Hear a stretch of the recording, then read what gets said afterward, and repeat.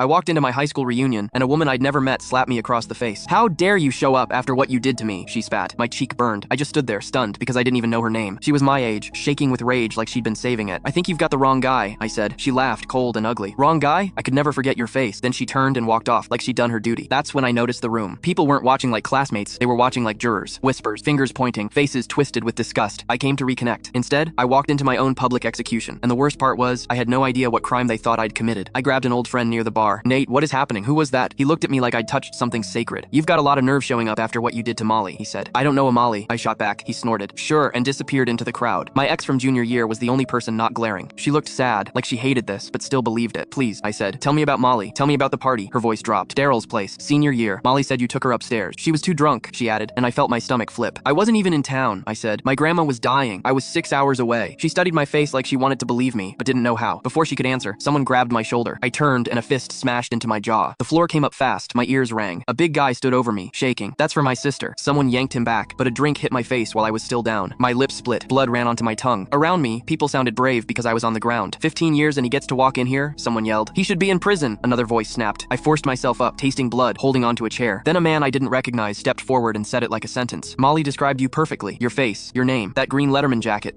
the one everyone knew was mine." My brain finally caught on. I hadn't worn it that weekend. I'd loaned it to my roommate, my best friend back then, the guy who drove me to the bus station when I left town. I looked past the crowd and found him near the back wall, arms crossed, watching like this was entertainment. When our eyes met, he smiled. Not friendly, not nervous, satisfied, like he'd been waiting years to see me break. I walked toward him and the crowd split without a sound. His smile twitched, then vanished. He started backing up. "It was you," I said, loud enough to cut the room in half. "You wore my jacket. You used my name. You did it." He laughed, sharp and fake. "You're delusional. Everyone knows it was you." I kept moving. "I have bus tickets, hospital records. My mom knows where I was." He bumped into someone behind him. Nowhere left. I stopped a few feet away. My hands were shaking, but my voice wasn't. "You let me take the blame for 15 years, I said. Then I turned to Molly, slow, careful, like the whole room might break. "Did you know him that night?" I asked. "Or did you just believe the name he gave you?" Her face went white. "I didn't know him," she whispered. He walked up and introduced himself. "As me?" I asked. She nodded, eyes locked on him. "As you." The air went dead. Even the music felt embarrassed. My old roommate's mouth opened, then shut. "You can't prove anything," he muttered. I shrugged. "I don't have to. You're proving it right now." Molly made this sound like a sob caught in her throat. "It was you," she said, louder now. "It was you the whole time." And that was it. No dramatic confession, no handcuffs, just his face cracking while the truth finally landed where it belonged. He slipped out a side door while everyone was frozen. People started turning toward me with apologies already forming. I didn't want them. I'd already served the sentence for a crime I didn't commit. I walked out to my car, jaw aching, shirt damp, hands still buzzing. My ex followed me into the parking lot. "Where are you going?" I looked back at the building, at the lights and the faces that finally woke up. "Home," I said. She hesitated. "Then why did you come?" I opened my door and met her eyes. "Closure," I said, and drove away.